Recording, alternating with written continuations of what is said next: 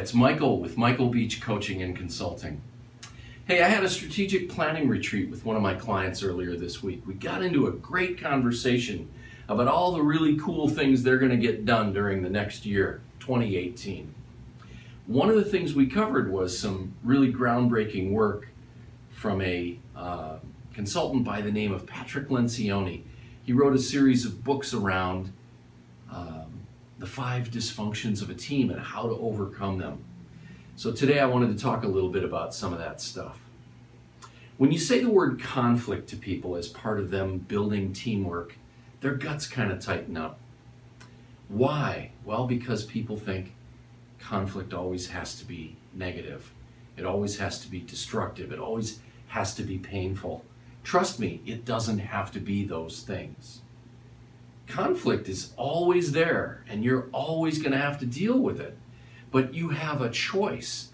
You can approach conflict with a mindset that says, hey, we're going to deal with conflict positively around here, proactively, constructively, responsibly, professionally, and it will propel you to much greater things.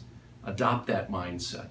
So let's talk a little bit about conflict. In his book, The 5 Dysfunctions of a Team, Lencioni talks about a continuum, the conflict continuum. Like any other continuum, it starts on the left and it ends up on the right.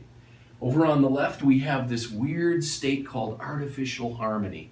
Let me describe that to you briefly. That's where there's a bunch of things that probably we should have some conflict about because we're so afraid of conflict, we're just not going to. We're going to pretend everything's fine and that we're all in agreement about everything all the time.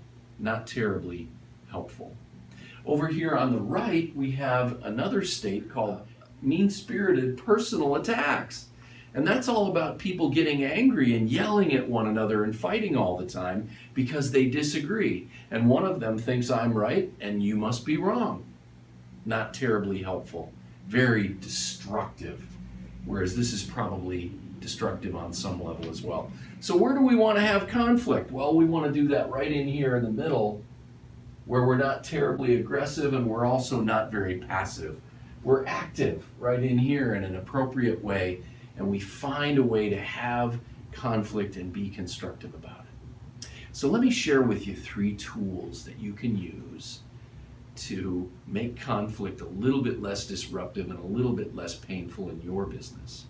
First thing you can do to solve conflicts is to get everybody to just sit together and talk about conflict. How do I deal with it? And kind of profile among the people on your team how they like to approach conflict or don't like to approach it, as it might be.